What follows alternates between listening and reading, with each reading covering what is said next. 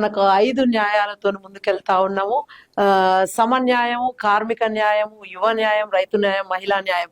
మొట్టమొదటిగా సమన్యాయం అనుకుంటే మనము అందులో జనగణన, ప్రతి ఒక్కరికి ప్రతి వర్గం యొక్క సామాజిక మరియు ఆర్థిక సమానత్వం కోసం కులగణన, తర్వాత రిజర్వేషన్ హక్కు, రాజ్యాంగ సవరణ ద్వారా ఎస్సీ ఎస్టీ బీసీ మైనారిటీలకు, ఓబీసీ మైనారిటీలకు 50% పరిమితిని తొలగిస్తూ పూర్తి హక్కుల కల్పన, ఎస్సీ ఎస్టీ ఉప ప్రణాళికలకు చట్టబద్ధత.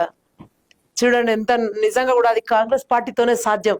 ఎస్సీ ఎస్టీలకు వారి జనాభా ప్రకారం సమవాటాతో స్పెషల్ బడ్జెట్, జల్ జంగల్ జమీన్ పై చట్టపరమైన హక్కు, అటవీ హక్కుల చట్టం కింద వచ్చే క్లెయిమ్స్ 1 సంవత్సరంలోనే పరిష్కారం. తర్వాత మన భూమి కింద పెసా చట్టం అమలు. సో ఇది సమన్యాయం. దీని తర్వాత మనకు వచ్చేది కార్మిక న్యాయం.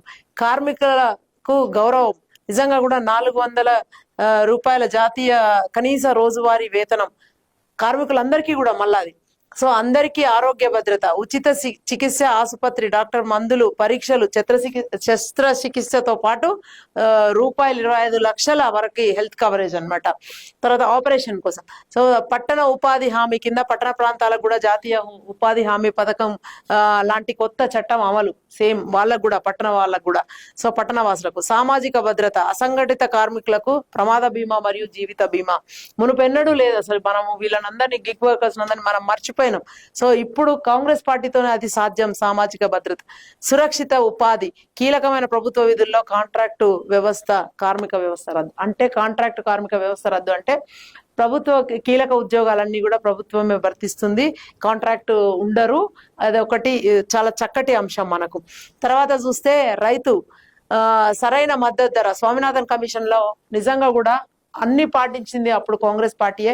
బీజేపీ ఒక్కటి కూడా చేయలేదు. అందులో ముఖ్యంగా మనం ఇప్పుడు ఎంఎస్పీకి చట్టబద్ధత చేయబోతా ఉన్నాము. రుణమాఫీ, రైతులకు రుణమాఫీ ప్రణాళికను సమర్థవంతంగా అమలు చేయడానికి శాశ్వత కమిషన్ ఏర్పాటు. సో దీనికి రైతు కమిషన్ ద్వారా ఇవన్నీ చేస్తారు కమిషన్. సో బీమా చెల్లింపుల ప్రత్యక్ష బదిలీ, పంట నష్టపోతే 30 రోజుల్లో బీమా సొమ్ము నేరుగా బ్యాంకు ఖాతాలలో రైతులకి జమ. ఇది తర్వాత సమర్థవంతమైన దిగుమతి ఎగుమతి విధానం, ఇంపోర్ట్ ఎక్స్పోర్ట్ ని నిజంగా కూడా సరళీకృతం చేయబోతా ఉన్నారు సలహాలతో, సరికొత్త దిగుమతి. తర్వాత జిఎస్టీ లేని వ్యవసాయం, వ్యవసాయానికి అవసరమైన వస్తువులపైన జిఎస్టీ తొలగింపు. How good is that? నిజంగా కూడా రైతుల పక్షపాతి కాంగ్రెస్ పార్టీ. ఇక్కడ చూడండి, ఖచ్చితమైన మొదటి ఉద్యోగం దేనికి? యువ న్యాయంలో. చదువుకున్న యువతకు సంవత్సరానికి ₹1,00,000 శిక్షణ భృతి సాధికారత. That's how the empowerment youth కి.